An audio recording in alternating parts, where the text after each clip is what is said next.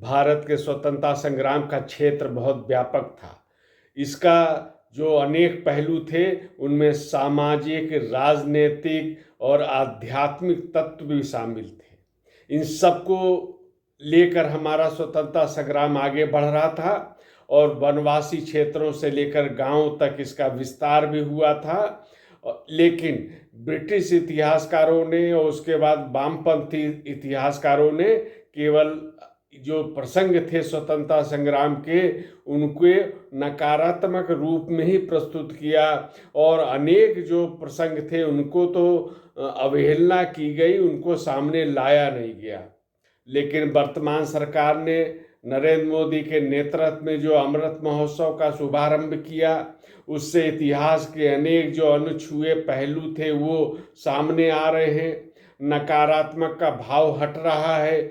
जिस प्रकार 1857 के संग्राम को अंग्रेजों ने केवल विद्रोह और गदर कहा था, लेकिन वीर सावरकर ने कहा कि ये पहला स्वतंत्रता संग्राम था। अब देश इसको इस रूप में स्वीकार कर रहा। इसी प्रकार जो काकोरी का प्रकरण है उसको अंग्रेजों ने फिर वामपंथी इतिहासकारों ने डकैती या लूट का नाम दिया, लेकिन मुख्यमंत्री योगी आदित्यनाथ ने इसको पहली बार इसको काकोरी ट्रेन एक्शन का नाम दिया और ये बताने का प्रयास किया कि ये लूट नहीं थी, क्योंकि ये भारत के लोगों के जो कर था, जो लगान था, उससे एक खजाना निर्मित करते थे ब्रिटिश शासक। और ब्रिटिश सत्ता भारत में अवैध रूप से यहाँ पे कब्जा जमाए हुए थी।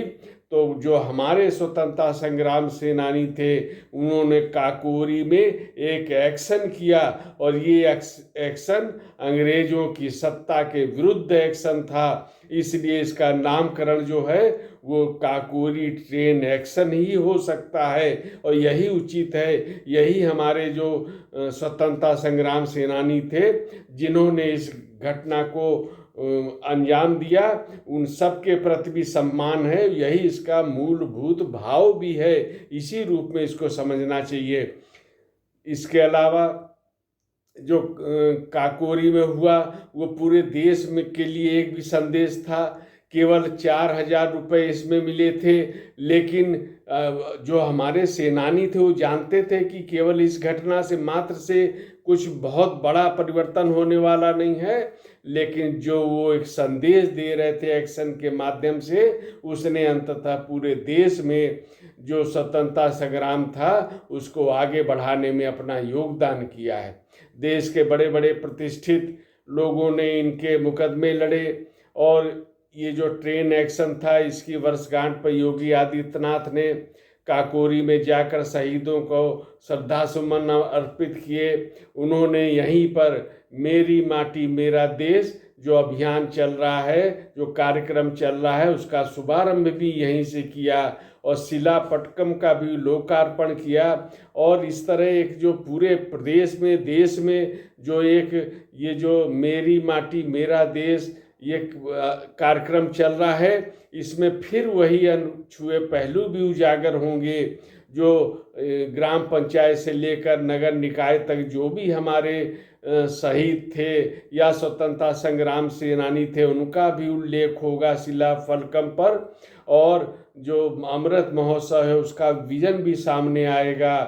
तो ये भी योगी आदित्यनाथ कहा, जिन अंग्रेजों ने 200 साल तक भारत पे शासन किया, आज भारत बदल रहा है। ये नया भारत है।